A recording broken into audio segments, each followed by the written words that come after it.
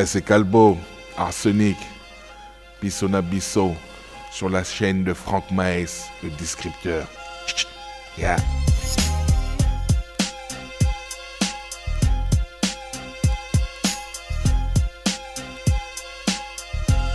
Vous êtes sur la chaîne du disrupteur. Attachez vos ceintures.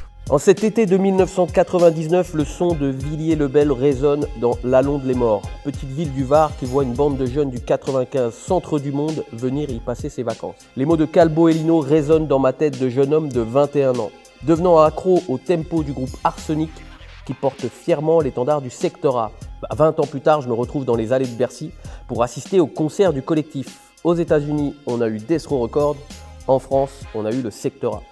Quelques années plus tard, qui aurait cru que j'aurais la chance de recevoir sur le fauteuil de la chaîne du disrupteur, Monsieur Calboni Mbani, alias le Don, alias le Don Cal, alias Calbo, du groupe légendaire Arsenic. Bonjour Calbo, comment tu vas?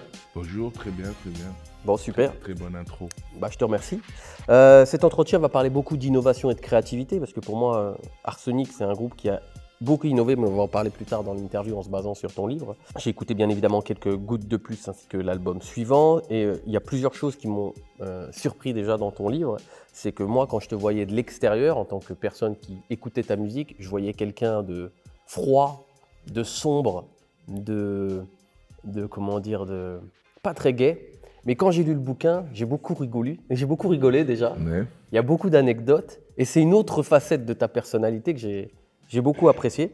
Juste pour t'expliquer le contexte de cette interview, je vais te distribuer des photos. Et en fonction des photos, tu me diras ce qu'elles évoquent. Et après, je rebondirai pour te poser une question qui est en rapport. Et on va commencer tout de suite avec la première question. On va parler d'un de tes coachs, monsieur Dominique Beer. Parce que ce coach-là t'a beaucoup marqué. Le célèbre, ouais, bien sûr. Le célèbre Dominique Beer. J'aurais pu en dire beaucoup sur lui, mais comme c'est le bouquin de la musique, voilà, j'ai un peu survolé, mais il m'a beaucoup apporté. C'est un coach, il faut le dire, de l'US Saint-Denis Football Club. Ah bah attends, je te donne cette première photo. Ouais. Donc voilà, Saint-Denis US, c'est mon club de cœur. Donc moi, voilà, étant un gars du 95, comme tu sais, Villiers-le-Bel. Donc quand tu commences le foot, tu le cursus en bas de la maison. J'ai joué à Villiers-le-Bel, après dans la ville voisine Gonesse, après à Sarcelles. Et j'ai fini à Saint-Denis, à l'US Saint-Denis, et c'est là que j'ai rencontré des entraîneurs de ouf qui m'ont apporté des trucs de fou dans ma vie, quoi. T'écris justement, dans ton livre, je me permets de citer des passages du livre que j'ai surlignés. Je le mettrai, le lien du livre, bien évidemment, dans la description. Je vous invite à le lire parce qu'il se lit d'une traite. Franchement, il y a plein d'anecdotes. Alors, tu écris « Énième leçon, quand tu taffes, que tu sais qui tu es, tu n'as pas besoin de prouver quoi que ce soit à qui que ce soit. Le travail, c'est le travail. La vie, c'est la vie. » Est-ce que tu peux nous en dire plus sur cette philosophie? Oui, non, donc ça je l'ai dit et je le pense encore aujourd'hui. C'est-à-dire moi, tu sais, là, je suis en train en ce moment, je produis justement une petite rappeuse. Laura Yoni. Et je lui dis, c'est ce genre de choses. Et je lui dis déjà, nous, en tant qu'artistes, on a toujours travaillé, on s'est toujours fait sans penser aux gens, sans penser à qui dira quoi, tu vois. Moi, je dis toujours, un artiste fait son œuvre et puis il aime son œuvre parce qu'il le fait déjà. Et après, à lui de le faire aimer aux autres. Mais pas le contraire. Et voilà, donc c'est une philosophie que j'ai gardée encore aujourd'hui. Je vais te donner une seconde photo. Bon, j'étais obligé de passer par... Attends, je te prends celle-là. J'étais obligé de passer par cette case-là, obligatoire, puisqu'il a été très important. Est-ce que tu peux nous dire ce que t'évoques cette photo? Donc là, c'est Kenzie, le capitaine du bateau. Là, c'est le noir à lunettes, comme on disait. Donc, métaphoriquement parlant, c'est lui qui a cru en nous, de celui d'où tout est parti. Aujourd'hui, je le dis aujourd'hui encore, c'était facile pour nous de faire tout ce qu'on a fait, parce que avec Kenzie qui était capitaine du bateau, pour lui tout était clair, tout était calculé. Il savait déjà depuis ce premier hall où on l'a rencontré et qui nous a fait sa tirade, arrêtez, n'allez plus bosser, venez, moi j'ai capté votre style. Et donc nous, on l'avait même pas capté nous-mêmes, mais lui, il l'avait déjà capté. Et il nous dit, ouais, venez avec moi et dans 3 ans, boum. Donc dans sa tête, c'était clair, précis. Et ben tous les chemins qu'il nous avait indiqués, déjà, il avait déjà tout balisé, quoi. Donc nous, on a juste eu à suivre. On s'est dit, bah, il nous a fait croire qu'on était les plus forts, les meilleurs. Et après, on l'a cru, et puis on est arrivé où on est arrivé. Mais pour lui, c'était clair, donc, et pour nous, c'était facile. Donc c'est lui, Kenzie, moi je dis le chef du secteur A, le créateur, l'homme à la chemise hawaïenne. L'homme à la chemise rouge. Et voilà. Et donc pour tous ceux qui connaissent Kenzie, voilà, c'est quelqu'un qui est, bah déjà, moi j'ai beaucoup appris auprès de Kenzie, tu vois, qui arrivait à faire comprendre, croire aux gens ou comprendre aux gens que, bah ouais, si tu le suis pas, t'as rien compris. Kenzie, c'est celui qui a l'initiative du secteur A. Bon, pour ceux qui connaissent pas le secteur A, c'est comme si vous connaissiez rien à la musique. Je suis très vindicatif, je vais me prendre des trucs méchants dans les commentaires, mais je le pense sincèrement. Kenzie, il vous dira, je vais reprendre un autre passage de ton livre qui m'a beaucoup marqué. Alors, il s'adresse à toi et à ton frère, bien évidemment, qui est le deuxième membre du groupe, Lino, qui est le deuxième membre du groupe Arsenic. On ne va pas monter à Paris pour voir les maisons de disques. Ce sont elles qui vont descendre en banlieue pour nous voir. Alors, ce qu'on peut dire clairement, c'est que Kenzie, il avait déjà clairement une vision qui s'avérait juste, mais à l'époque, tu ne pouvais pas savoir que ça s'avérait juste. Donc, et pourtant, cette vision, elle va aller à l'encontre de tout ce qui se faisait à l'époque, puisque à l'époque, ce n'était pas du tout ça. C'était plutôt les gens qui allaient voir les maisons de disques. Donc, comment tu as fait pour adhérer à cette vision? Et avec le recul, pourquoi tu penses que la vision est plus importante que le chemin?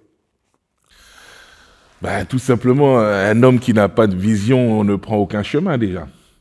Donc moi, je pense que un homme, pour se faire et pour devenir quelqu'un, tu dois avoir des buts, des visions, et après, bah, te baser sur ta vision. Et comme on dit, une certaine phrase dans un film célèbre, vise-en un et bute-le. Il y a plein de choses devant toi, bah, vise-en une et bute-la. Et tu passes après étape par étape. Et justement, lui, il nous avait apporté une vision. Et déjà, avant d'être à l'initiative du secteur A, de créer le secteur A avec tous les groupes du 95 dont nous étions, il était manager du ministère Hammer. Et le ministère Hammer, ils ont commencé avec NTM, IAM, tout ça. Et c'était un peu le groupe paria, tu vois. Ils n'avaient pas les ouvertures, tout ça. C'était plus hardcore. Voilà, il a mangé ces fermetures, il s'est dit, et ça a nourri peut-être le truc de dire, OK, vous nous ouvrez pas les portes, ben nous on va faire nos propres trucs, et c'est vous qui allez venir à nous, dans nos quartiers. Parce qu'à l'époque, si tu voulais avoir un écho, tu devais monter sur Paris pour voir les maisons de disques, pour négocier ta musique, les radios, tout ça. Et voilà, peut-être que Kenzie, il a grandi avec ce truc en se disant, ah OK, vous me bloquez là-haut, ben moi je vais créer mon truc, et c'est vous qui allez venir à moi. Et comment tu as fait justement, parce que tu étais jeune à l'époque, il sortait un peu de nulle part, tu le connaissais pas, et lui il te parle de tout ça. Donc comment tu as fait pour adhérer à ça? Ben, exactement comme je le fais, on a commencé avec Dominique Bière. Moi, j'ai joué au foot très tôt. J'ai joué au foot très tôt. Un bon niveau en plus. Ouais, un bon niveau. Et ben, il y a un entraîneur. Et moi, j'ai grandi, même si vous avez tous vos caractères, vos machins. Moi, à l'époque, quand Kenzie me parle et me dit tout ça, ouais, laisse le boulot, j'ai entendu votre rap, il est méchant, votre style, il est compliqué, mais les gens, ils vont pas trop capter. Moi, j'ai capté. Et vous devez habituer les gens à vous écouter. Et puis, dans 3 ans, vous allez exploser. Donc, vous allez faire ça. Et je l'écoute comme ça. Et je dis, mais de quoi il parle? Mais en fait, il le disait tellement bien, avec tellement de conviction, que tu te dis, mais vas-y, j'ai envie d'y aller. Parce qu'en plus, si mes souvenirs sont bons, à l'époque, tu travailles et en plus, tu es un peu payé avec le foot. Bien sûr. Donc tu as plus à perdre. J'ai un petit billet avec le foot. J'ai un CDI en électrotechnique, à Cergy d'ailleurs. Et donc, j'ai ma petite voiture. Mais j'ai pas besoin de lui, qu'est-ce qu'il me raconte? Plus à l'époque, voilà, on était dans les quartiers, dans les cités, en bas du bloc. Tous mes gars étaient en bas du bloc, mais moi, j'avais mon boulot, tout ça. Donc, j'avais le foot. Donc, non seulement je prenais un billet au foot, je prenais mon salaire. À la limite, j'étais bien. Donc, tout ce qu'il me racontait, en vrai, ça me concernait pas. Et surtout que le rap, il n'y avait pas de vision à long terme, c'était un hobby, entre guillemets, on s'amusait avec. Et lui, il arrive en nous disant, non, il me parle de disques d'or, de trucs, qu'est-ce qu'il raconte, lui? Nous, on a Villiers le Bel. Et au final, il le dit tellement bien que je me dis, je le regarde, je regarde mon frère qui lui, waouh, ah ouais. Donc, C'est ton petit frère, Lino? Lino, c'est mon petit frère, ouais. Et je me dis, bah vas-y, j'ai envie de faire cette aventure avec lui. Bah vas-y, allons-y, on va voir plus tard. Bon, pour le boulot, on va expliquer à la maman que c'est mort pour aller faire du rap. Et ben, il s'avérait que tout ce qu'il nous a dit avec autant de conviction, ben, ça s'avérait vrai, quoi. Ah, il avait une vraie vision et c'est vraiment quelqu'un, pour tous les gens qui vont regarder cette vidéo et qui ne connaissent peut-être pas le rap à ses départs, parce que je pense qu'on est à peu près de la même génération et pour moi c'était vraiment le début du rap. Kenzie, c'est une pierre incroyable à l'édifice du rap, très discret, mais il a fait énormément de choses, donc penchez-vous sur son parcours, allez voir, je pense qu'il y a j'ai souvenir qu'il y a une très bonne interview de lui, je mettrai le lien en ressources. Tu veux te donner une autre photo? Photo aussi moi, qui m'a beaucoup marqué. Je te laisse me dire ce que tu penses de cette photo. Donc ça, c'est la pochette de l'album. Du premier. Très simple, du premier, quelques gouttes suffisent. Notre premier album, tout en blanc déjà d'ailleurs. Et avec nos pulls, nos suites Lacoste, nos casquettes Lacoste, nos baskets Lacoste et nos 501 bruts cartonnés. En fait, elle a l'air comme ça, très simple, mais en fait, elle nous représente bien, en fait. Elle représente bien l'état d'esprit et le moment où on était. C'est-à-dire, on était bien habillés, beaux gosses, mais on vivait toujours au quartier. Sorti du sachet. Voilà. Les sapes sortis du sachet. Et d'où la simplicité du canapé, tout ça, qui était en vrai dégueulasse. Mais on l'a vu à l'entrée de... En fait, cette pochette, comment on l'a fait? Attends, parce que tu vas le dire la suite. Je voulais vraiment citer, excuse-moi de t'interrompre, je voulais vraiment citer le passage du livre parce que ça dénote encore, pour faire raccord avec ce qu'on vient de dire, de la vision. Donc je vais lire ce passage du livre, il est un petit peu long, mais il est très, très important, je pense. À l'entrée du studio trônait un vieux canapé bien pourri. Donc en fait, ils avaient rendez-vous pour faire la photo du premier album. Collé au mur à côté de la porte qui ouvrait sur le grand entrepôt aux allures de décor de cinéma. Il faisait un peu pitié. Dans l'espace prévu pour prendre les photos, un monde fou était en place. Le photographe et son staff, maquilleuse, assistants, etc. Il y avait beaucoup de monde. Rapidement, on a surtout senti que tout ce cinéma ne nous ressemblait pas du tout. Ce n'était pas nous. Ce qu'on véhiculait alors, c'était plutôt l'esprit banlieusard, sans excès, sans maquillage ni fioriture. Face à toute cette agitation, on a appelé le photographe et on a quitté ce décor pharaonique. En speed, on a sorti de nos sacs, puis enfilé nos tenues blanches, Lacoste et nos jeans. Basket neuve, moi, ma casquette blanche, Lacoste et Lino, son bob de la même marque. À deux, on a bougé le canapé pour le placer devant un mur blanc. En s'asseyant, on a lancé un « fais une photo, Paula, vite fait, frangin ».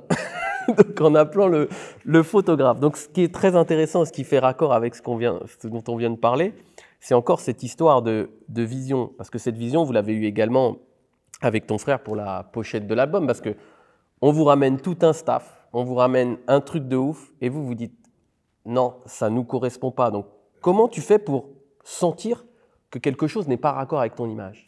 Parce que comme et encore aujourd'hui, on est comme ça. Je sais qu'avec mon frère, on va toujours vers la simplicité. On n'aime pas trop les complications, les trucs. Et puis, on fait des trucs qu'on ressent, tu vois. Moi, je pense que si tu veux bien faire un truc, il faut faire le truc simplement que tu ressens. Et bien sûr, là, on a suivi la grande vision de Kenzie. Et Kenzie, même pour te dire, il aimait ce côté aussi que nous, on avait non, c'est pas nous, ça. Parce qu'il faut quand même l'imposer. Quand bien on sûr, tout un truc la maison de disques avait apprêté comme un endroit comme ça, des décors, il y avait des 20 tenues comme ça, une styliste, machin, on devait se changer plusieurs fois. Nous, on a dit, non, c'est trop compliqué, ça, c'est pas nous. Nous, on avait nos tenues qu'on avait pris chez mon pote Gab Sport, des tenues Lacoste. Allez, on a foutu nos tenues, on s'est posé sur le canapé, on a dû faire le polar. Vas-y, fais un polar. Il a sorti, là, photo directe. Alors, tu sentais qu'il y avait des assistants, tout le monde était prêt à nous accueillir, tout ça.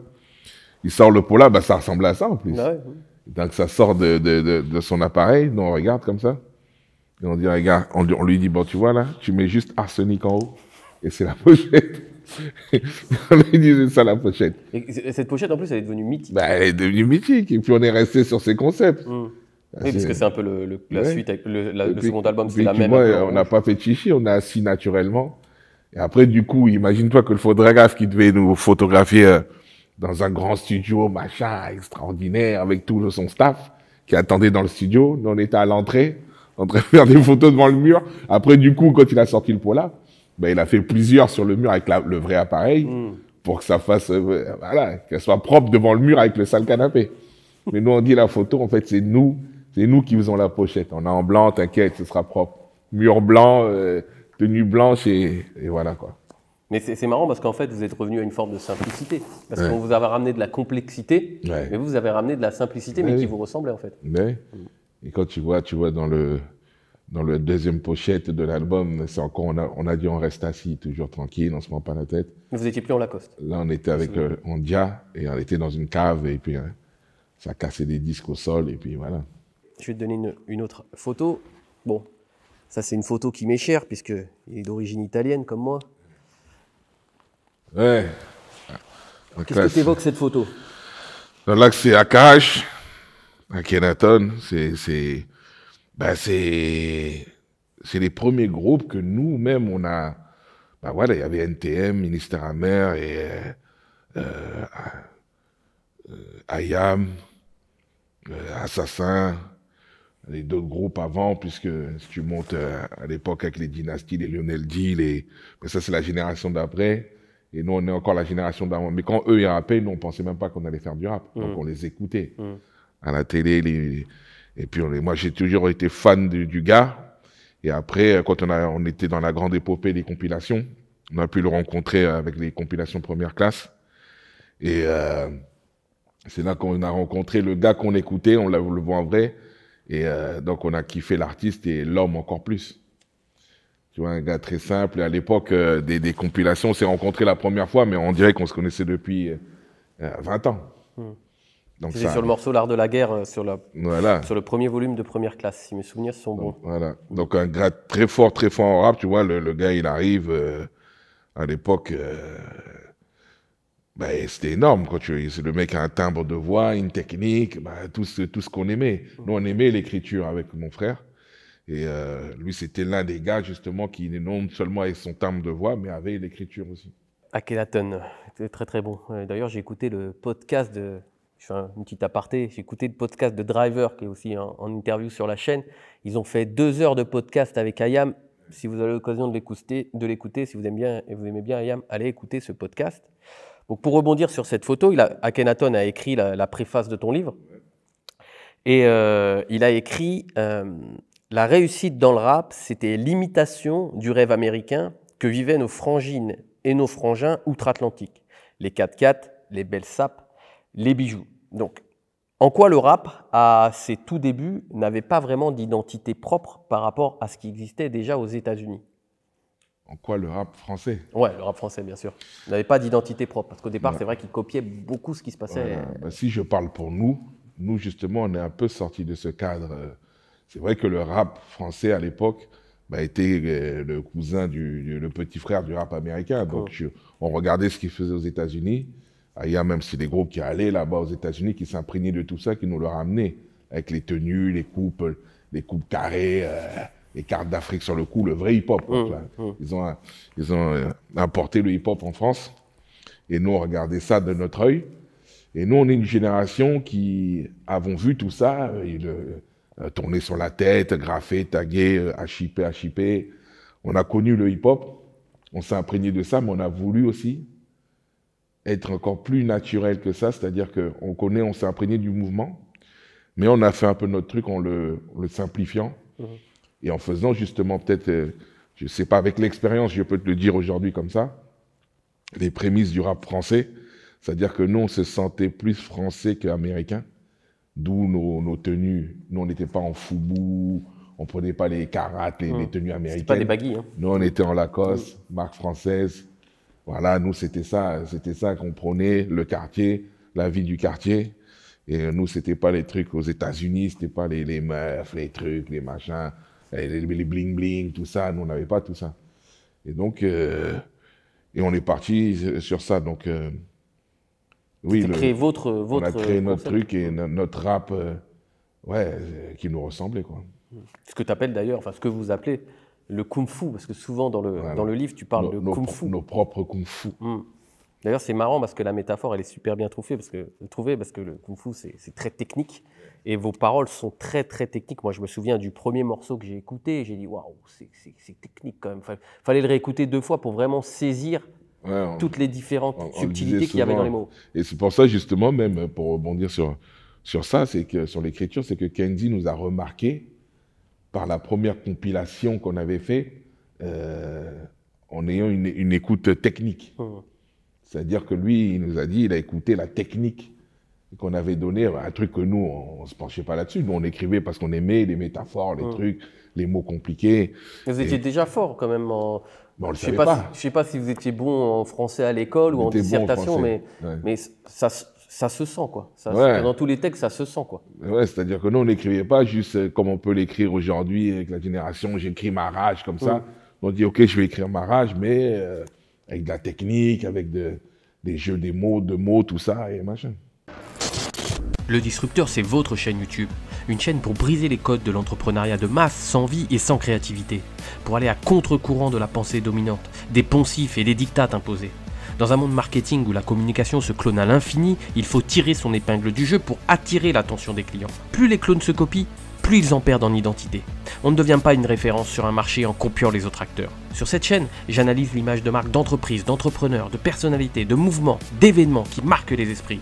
J'ai créé cette chaîne pour vous donner les clés pour que vous puissiez vous différencier afin de devenir le leader de votre marché en étant innovant et créatif. Chaque vidéo me nécessite plusieurs jours de travail. C'est le prix à payer pour fournir un contenu de qualité. Pour continuer mon travail, j'ai besoin de vous. Si vous appréciez ces vidéos, abonnez-vous à la chaîne et activez les notifications en cliquant sur la cloche. C'est le meilleur moyen de me soutenir. Merci. Je vais citer plusieurs passages du livre parce que ça, c'est un gros moment qui m'a aussi beaucoup intéressé. Avec Lino, on était toujours les 2 gars de Villiers, mais dans la rue, les regards semblaient différents. On découvrait ce que sont les fans. Le succès, les tchit incessants. On va voir ce que c'est pour ceux qui ne connaissent pas. À un moment, on s'est demandé, mais pourquoi on a utilisé cette putain de gimmick ? Était un son emprunté ou entendu par Lino dans un morceau de Michael Jackson. Un son qui est devenu notre marque de fabrique. Au lieu de dire yo-yo, comme beaucoup de rappeurs, avant de commencer à rapper, nous c'était avant de lancer nos textes et à la fin de nos phrases. Il est d'ailleurs présent dès le morceau balancé dans la compile. Donc moi, ce que je vois tout de suite avec ça, encore une fois, ça rebondit sur un point intéressant, et je l'ai remarqué tout le long du livre, c'est que vous avez su vous différencier, notamment avec ce qu'on appelle un gimmick. Pour ceux qui ne savent pas, c'est un procédé qui permet de provoquer un effet marquant. Donc là, c'est un effet marquant dans le rap, mais le gimmick, ça peut être aussi utilisé dans la publicité, bien évidemment. Et il y a un autre passage qui m'a vachement intéressé. Je vais reprendre la page. Je cherche. Voilà.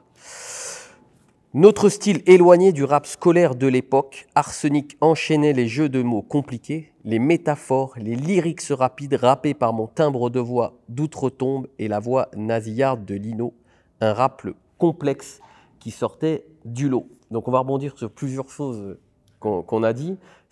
Vous aviez votre style tout en Lacoste qui était unique. Comme tu l'as dit tout à l'heure, à l'époque c'était vraiment des baggy et ça peut paraître dérisoire aujourd'hui de regarder cette pochette-là, mais à l'époque, être habillé tout en Lacoste, les gens de banlieue s'habillaient tout en Lacoste. Mais de ce qu'on voyait de l'image des rappeurs, qu'on voyait, ils n'étaient pas habillés tout en Lacoste. Donc ça, vous avez vraiment ramené ce style. Rectifie le tir.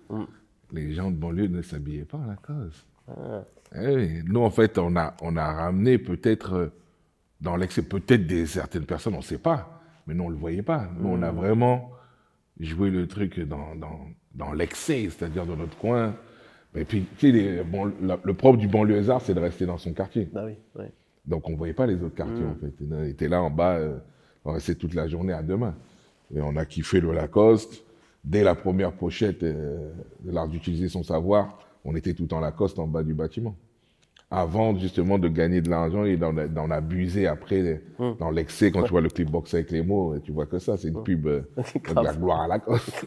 Vous leur avez fait gagner beaucoup d'argent. Ouais, et donc, je pense que c'est là d'où tout est parti, que dans les banlieues, en commençant par les gars qui nous kiffaient, ils voulaient, tu sais, quand tu kiffes quelqu'un, tu veux le survêt complet, la tenue complète de ton gars, quoi. Et c'est là où il y a eu une razzia dans les magasins Lacoste des banlieusards.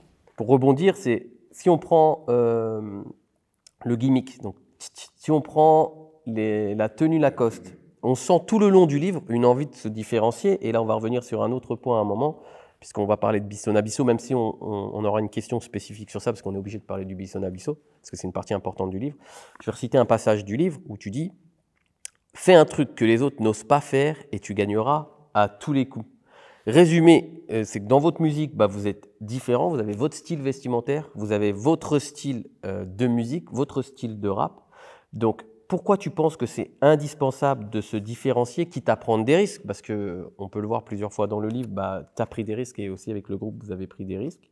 Et si tu aurais un conseil aux personnes qui regardent cette vidéo, d'ailleurs c'est plutôt une audience d'entrepreneurs qui suit cette chaîne YouTube, ça serait quoi le conseil que tu pourrais leur donner pour se différencier? Donc première question, comment tu as fait pour te différencier? Comment tu fais pour travailler ça? Et deuxième question, si tu avais un conseil pour travailler justement la différenciation. Tout simplement parce que si tu es le premier, tu seras toujours le premier. Donc, tu prends, si je cite des exemples connus peut-être par les jeunes aujourd'hui, un Booba, un Jul, un Stromae. Tu peux prendre un Sopra aussi à l'époque, tout le monde rappait, mais lui, il avait toujours son style chanté. Et jusqu'aujourd'hui, il a poussé son chant au max. Et il est tout seul dans sa catégorie. Un Stromae, il rappait avant. Mais quand il a commencé à faire ces trucs avec un peu plus de danse, alors on danse, tu sors de la masse. Quand tu sors, il y a la masse de musique. Beaucoup de rappeurs font de la trap, font de rapper à l'époque.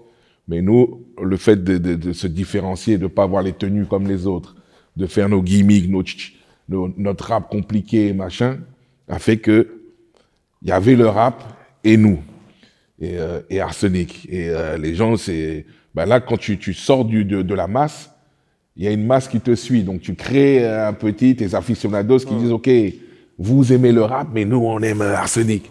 Vous aimez cette musique, mais nous, on adore Stromae. Les gens qui ont un Stromae et aussi comme les deux frères aussi, Jul, quand il est arrivé, sa musique, tout de suite. Les deux frères, tu parlais de PNL, par exemple. PNL. Donc, tu vois, c'est des groupes comme ça qui, quand tu sors du lot, tu suis pas le chemin, tu sors un peu des sentiers battus, c'est sûr qu'un morceau, une partie du public va te suivre et peut rester avec toi jusqu'au bout. Et moi, je prône ce truc et nous, on l'avait naturellement. Mais et après, bien sûr, on a nourri le truc de cette différence, tout ça. On se disait toujours, si on est présent devant une caméra ou sur scène, les habits doivent sortir des sachets, les baskets sont neuves, blanches, on a nos gimmicks. Toujours, quand tu nous vois, il faut que ça fasse, tu vois. Et on avait ce truc que les Américains font très bien, qu'un Booba a su tenir jusqu'aujourd'hui. Booba, c'était un gars de notre génération, mais aujourd'hui, s'il est encore là aujourd'hui, c'est qu'il a maintenu le truc. Et lui, il avait déjà l'esprit Carré, déjà à l'époque, et qui était basé sur l'image, voilà, les tatouages, torse nu, machin. Il avait compris le truc déjà. Et lui, justement, il est premier dans ce rap qui est chanté un peu mélodieux avec les vocaux, tout ça. Aujourd'hui, il y a Booba et les autres. Aujourd'hui, le style de Jul, beaucoup de mecs le prennent, mais il y a Jul et les autres. Donc on dirait toujours, tu fais une musique style Jul. Nous, c'était un peu plus compliqué pour dire, tu fais du Arsenic. Arsenic, c'était chaud. Il y en a qui ont tenté un peu, mais voilà, c'était plus compliqué. Avec des 32 mesures, on écrivait des trucs très longs et très techniques. Et voilà, donc quand tu arrives à faire ça, quand tu es artiste et tu nourris cette différence, moi, je pense que c'est là où tu peux créer un truc. Au pire des cas, personne ne va te suivre. Au meilleur des cas, tu vas te créer une communauté qui va te suivre jusqu'au bout. Est-ce que tu pourrais donner un conseil, toi, justement, sur cette différenciation? Justement, c'est ça. Faut pas avoir peur de la différence, justement. Parce qu'il y a beaucoup de gens, quand tu sors des sentiers battus, c'est-à-dire quand tu es un artiste, tu vas arriver, tu vas rien inventer. Mais tu peux inventer dans ce qui se fait. C'est-à-dire qu'il y a une tendance, tout le monde te dira, suis la tendance. Non, la tendance, c'est ça. Aujourd'hui, c'est comme ça. Non, fais autre chose. Ou fais ce qui se fait aujourd'hui, mais différemment. Et peut-être que là, tu arriveras à sortir du lot, on te voit. Il faut qu'on te voit dans la foule. Et nous, c'était ça le délire. C'est même sur scène, quand nous, on arrivait sur scène, bah, il peut y avoir un concert et au moment où nous on arrivait, il se passait quelque chose. Et là, tu te dis, bah, dans les tenues, dans le bruit, dans le machin, dans l'énergie. Et même quand tu vois des NTM, quand ils arrivaient sur scène, c'était différent. Quand tu vois. Et à partir du moment où tu nourris un truc, tu apportes un truc différent, bah, si le conseil que je pourrais donner à quelqu'un, c'est justement se différencier de tout ce qui se fait. C'est la meilleure des choses parce que justement, tu vas créer une communauté qui va te suivre. Ok. Je te donne une autre photo. Alors, le Bissona Bisso, voilà. Qu'est-ce que ça t'évoque, cette photo? Alors, plein de choses, je suppose qu'il y a plein de souvenirs. Mais... Je te jure, 7 bonhommes et une fille. Ouais, ça m'évoque trop de trucs. C'est le Bissona Bisso, tu vois, là, on parlait de Calbo, d'Arsenic. Et grâce à ce groupe Bissona Bisso, il y a eu aussi Calbo du Bissona Bisso. C'est pas les mêmes? C'est pas les mêmes, ouais, c'est pas les mêmes. Hein, c'est pas les mêmes. Il a fallu bah, c'est un truc en plus, quoi. C'était facile de faire Calbo d'Arsenic. Et Calbo du Bisso, c'est un peu une découverte. On replonge un peu dans l'Afrique originelle. On vient d'Afrique, tous, du Congo. Et encore une fois, que je le raconte dans le livre, rien n'était prévu. Nous, on a fait ce groupe Bissona Bisso qui veut dire entre nous, tous ensemble, si tu veux. On l'a fait pour répondre aux guerres qui se passaient dans notre pays. Donc, c'est des guerres ethniques ou les guerres... Congo. Voilà, Congo-Brazzaville, guerre du pétrole, tout ça. Et nous, on s'est dit, bon, on est des artistes, on a un micro, on nous écoute à Skyrock, on tourne non-stop avec nos groupes respectifs. Et venez, on se réunit, on cherche qui sont les Congo-Brazza dans la musique. On a répertorié, on avait le Benji. Bon, c'était facile, on a commencé par secteur 1. Passy, Arsenic, Congo-Brazza, Benji, des Nègres Marrons, Congo-Brazza. On s'est dit, tiens, les 2 balles, c'est pas mal, là, dans le 77, Congo-Brazza, eux, ah ouais. On les appelle. Mystique, ah ouais, bien, Congo-Brazza, lui aussi, ok. On l'appelle, et Passy, la petite de Melgroove, cousine de Passy, Congo-Brazza. Ah, Melgroove, putain, je me souviens plus. Passy, c'est vrai que c'est Melgroove, voilà. Exact. On s'est réunis, elle rappait en plus à l'époque. On s'est réunis et on a monté ce groupe pour un morceau. Ah, les 2. On a fait un premier morceau qui s'appelait l'Union du peuple congolais.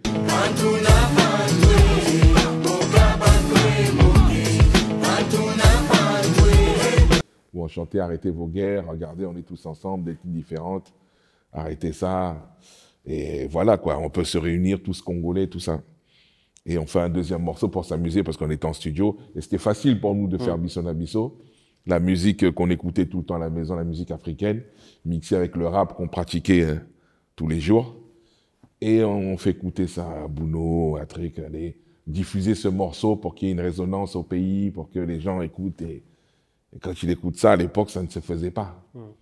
Il n'y avait pas de... Ah, on va y venir. Attends. On va y venir, justement. Donc c'est là que tout est parti, ouais. Qu'on s'est enfermé, qu'on a fini par faire un album et que Bisso... est devenu un groupe de fous, et alors que à part entière, parce que pour l'ampleur que ça a pris, quoi. Ça nous a ramené encore plus de public. On touchait pas, nous c'était très banlieusard, quartier. Puis technique aussi. Et là on compliqué. Et là on a fini avec les mamans, les papas, les enfants. Tout le monde était dans Bisso. C'est très fédérateur, très fédérateur. Donc on pouvait pas faire cet entretien sans citer les membres du Bissona Bisso, donc Doc T, MC, Jekyll, donc qui sont les 2 membres de 2 balles pour ceux qui connaissent, Benji, Passy, Mystique, et bien évidemment ton frère Lino et Passy qui était initiateur du projet, donc Bissona Bisso. Et dans le livre, tu écris quelque chose qui est très intéressant. Tu dis le rap afro n'existait pas, et je me souviens que beaucoup autour de nous se montraient sceptiques sur ce style de combinaison. Là encore, ça a été un succès incroyable. Bon, pour ceux qui ne connaissent pas Bissona Bisso, je vous invite à écouter les 2 albums. Ils sont vraiment très très bons. Bon, j'ai ma petite préférence pour le premier, mais chacun a ses préférences. Je vous invite à écouter les 2 albums. Le projet, aujourd'hui, le rap afro, il est partout. On entend, c'est partout, quoi. Il y avait Mokobé aussi qui avait beaucoup fait du rap afro. Après, bon, il y a eu vraiment MHD. Et maintenant, on sent que toute cette tendance afro... C'est rentré dans les mœurs. Exactement. Et c'est peut-être même ce qui est commun. Donc, qu'est-ce qui t'a fait dire que ça fonctionnerait lorsqu'on t'a parlé du projet? Parce que c'est vraiment quelque chose de très différent, un, de ce que tu faisais, et deux, de ce qui existait. Tout simplement, on ne se l'est pas dit. On ne se l'est pas dit que ça allait marcher. Nous, on s'est dit, on le fait. Pour le kiff, quoi. Voilà. C'est même pas pour le kiff. Comme je t'ai dit, c'était pour répondre aux guerres qu'il y avait dans notre pays.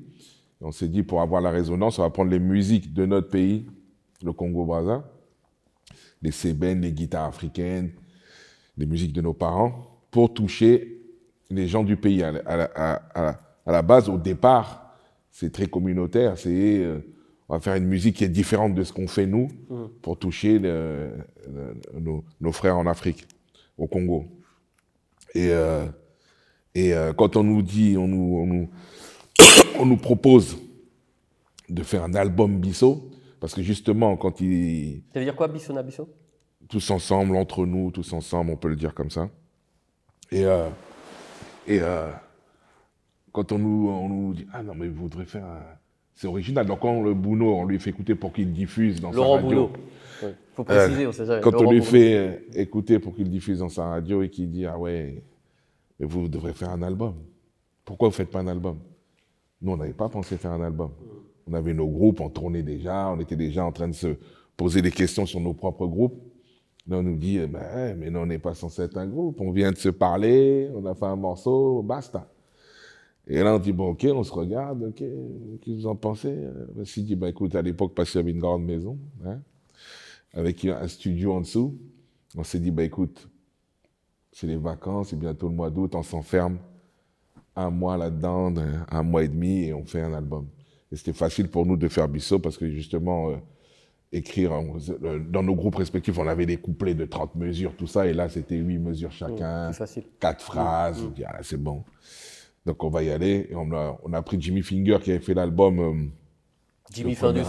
Jimmy Findus, quelques beatmakers qui avaient fait, on leur a dit, bon, le cahier des charges, c'était des musiques afro, avec des sonorités du pays, et n'hésitez pas à faire des reprises, et vous mettez ça avec vos beats de rap, et nous, on fait le reste. Et ça s'est passé comme ça, on s'est trouvé dans la maison de Passy, 5 h du matin, celui qui a une idée, il descend au studio, il y avait des ingés qui étaient là, qui tournaient, et nous, on écrivait tout de suite, on posait, ah, j'ai une idée, ah là, ah, ce morceau m'inspire, et ça descend, ça discute, et on a fini avec l'album comme ça en entier de Bisso na Bisso, qui a eu le succès que... Très bon album, moi j'ai vraiment kiffé cet album-là. On va continuer l'interview avec une phrase qui, pour moi, c'est... on pourrait remplacer un des mots d'une phrase par plein de choses, tellement moi elle m'a marqué cette phrase-là.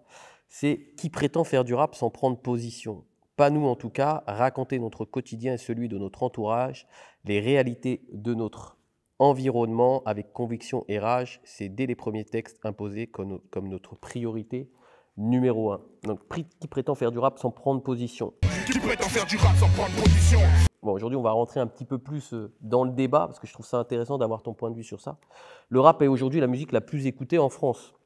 Donc, en gagnant le combat de la notoriété et de la démocratisation, parce qu'à votre époque, enfin plutôt à notre époque, on va dire, parce que je pense qu'on n'est pas de la même génération, ce n'était pas le cas. Donc, aujourd'hui, il a gagné ce combat-là. Donc, le rap, est-ce qu'il n'a pas perdu un peu de son essence, justement, en gagnant ce combat-là de la démocratisation et de la notoriété? Ou est-ce qu'on n'a pas voulu le blesser dans sa virulence et sa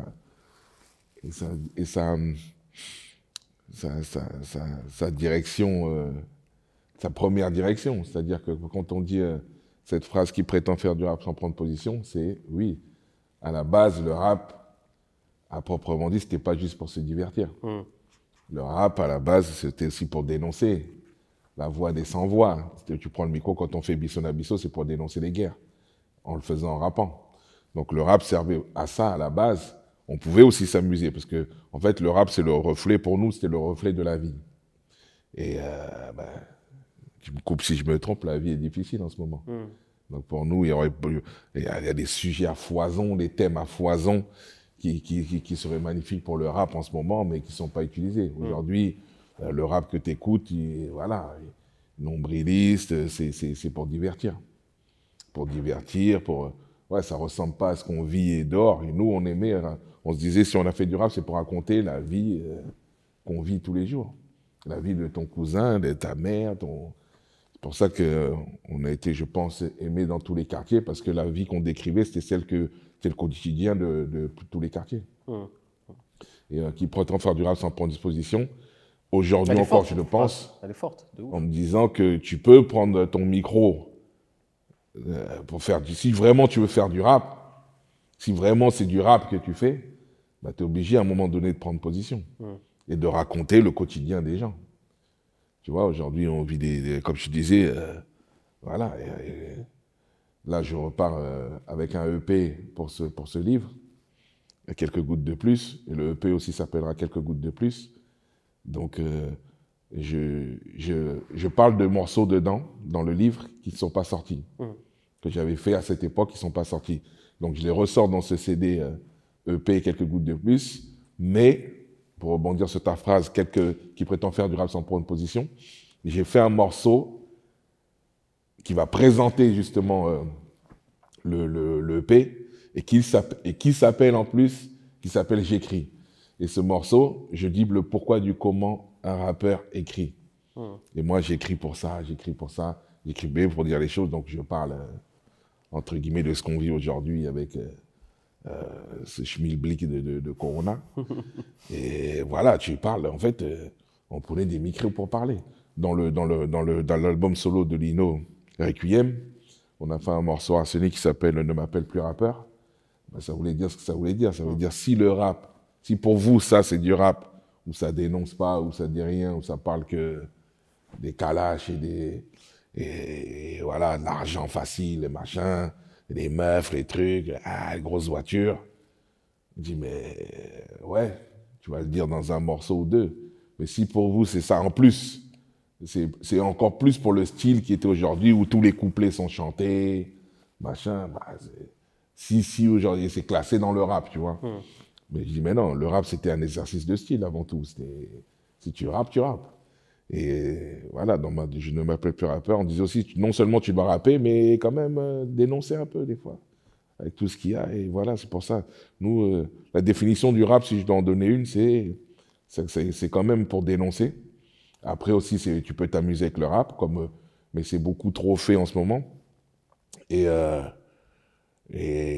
voilà, quoi. Donc, c'est le reflet de la vie, c'est le reflet de la société. Aujourd'hui, on vit une société qui est plus nombriliste, qui est plus voilà, centrée sur soi-même. Tu vois, les influenceurs, les machins, et ben, ça se retrouve dans nos textes. On nous pousse justement à ce truc, et ça se retrouve dans les textes d'aujourd'hui. Alors que nous, à l'époque, c'était beaucoup d'unité. Le hip-hop, c'est l'unité, c'est tous ensemble. Et on avait ce truc, on parlait pour les quartiers parce qu'on est de ce rap uni, où on veut l'unité, tout ça. Voilà. Je ne sais plus quel rappeur disait ça, c'est un flow pour tous, tous pour un flow. C'est vrai que moi, c'est quelque chose qui me surprend. Alors, je ne vais pas faire le vieux, parce que j'écoute encore du rap. Ce serait faux de dire que j'en écoute pas, mais j'écoute surtout. C'est pas vieux, c'est qu'on a grandi avec cette musique. Bah oui, c'est ça. Et puis, ce qui me surprend, c'est, tu vois, bon, bah, je reprends l'exemple d'Arsenic. Quand tu écoutais du Arsenic, c'était du Arsenic. Alors que maintenant, quand tu écoutes un groupe, n'importe quel groupe, ça ressemble à un autre groupe. Alors j'ai l'impression que les réseaux sociaux ont vachement dilué cette différence qu'on pouvait avoir, en fait. Eh ouais.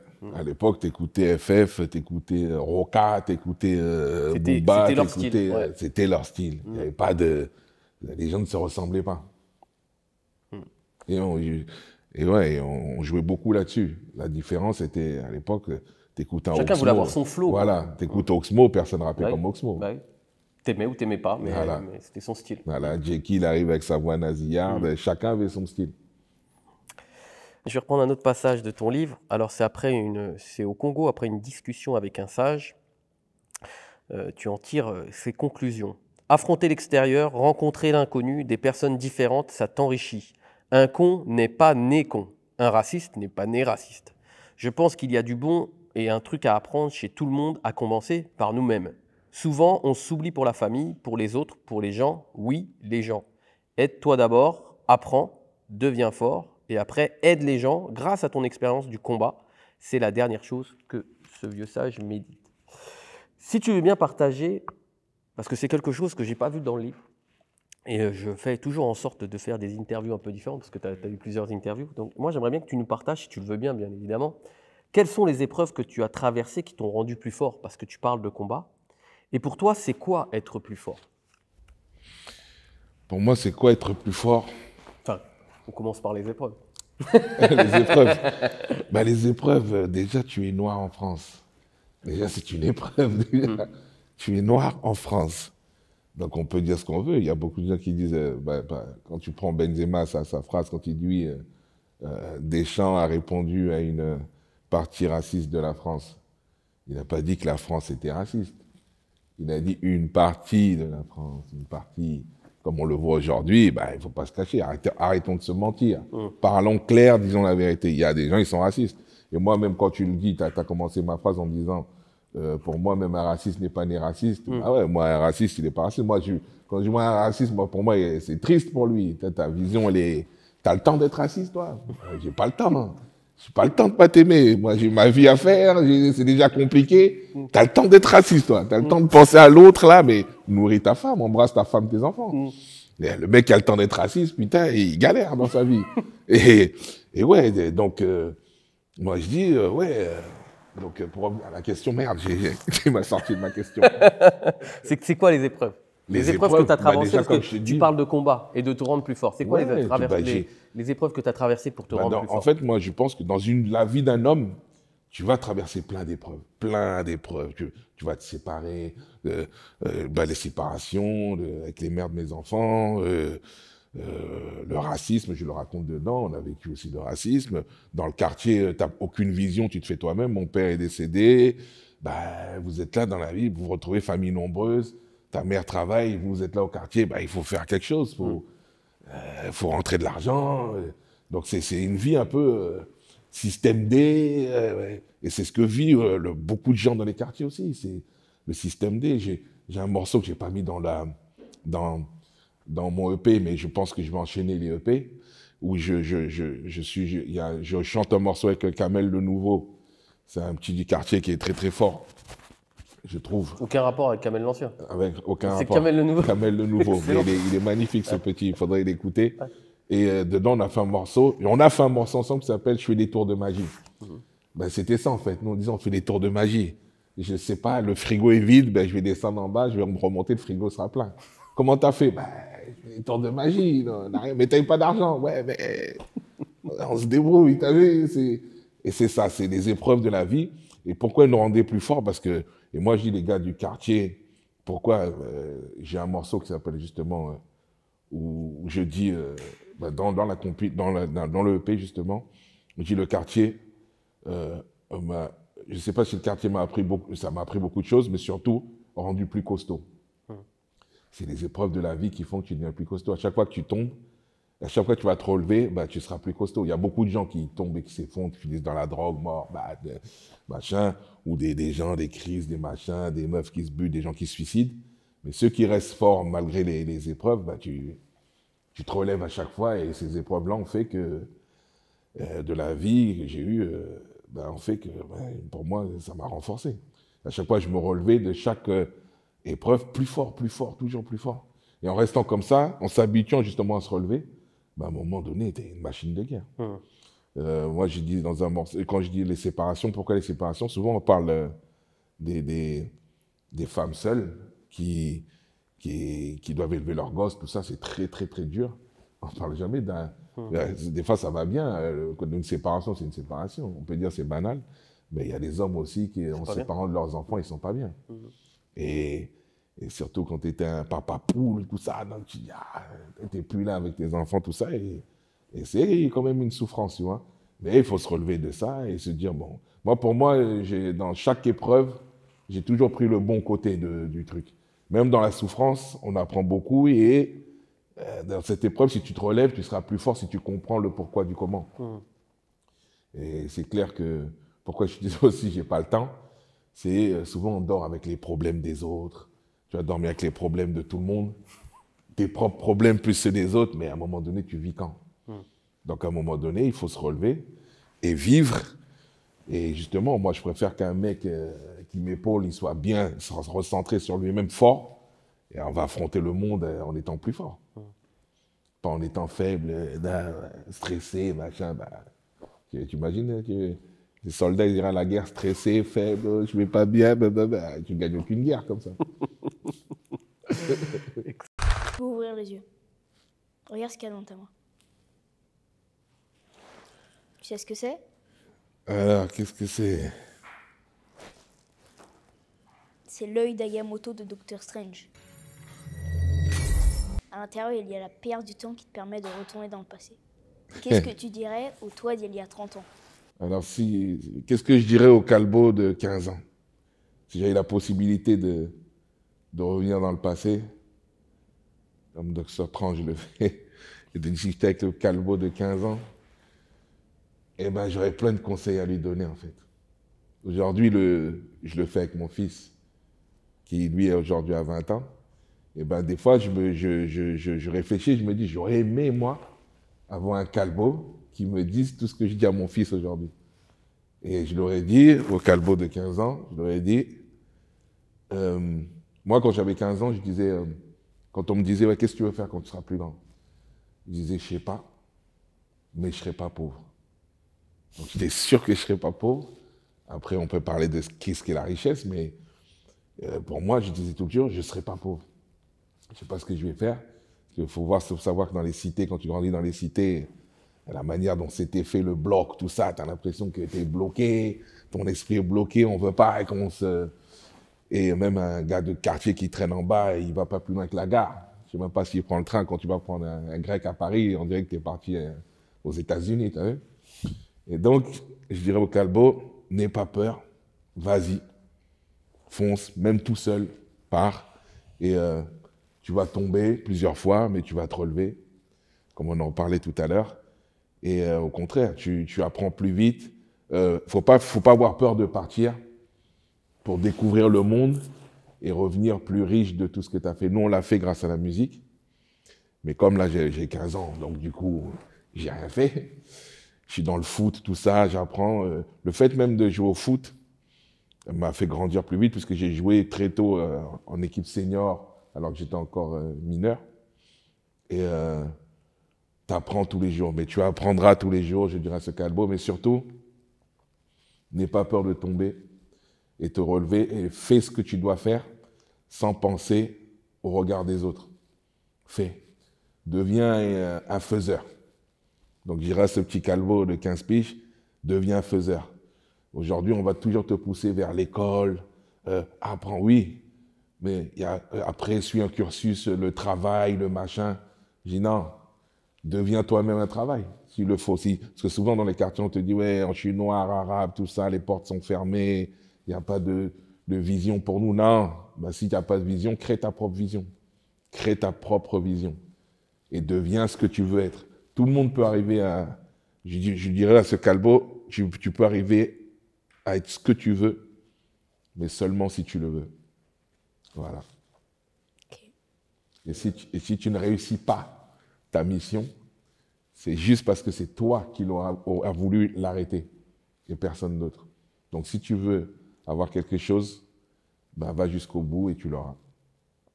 Voilà ce que je dirais au petit Calbo. Bon, Calbo, est-ce que je peux te demander, est-ce que tu m'autorises un kiff?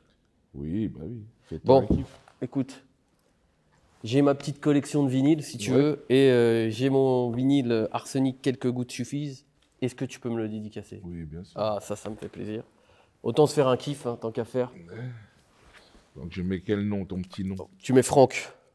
Francky. Ouais, Francky, si tu veux, Franck.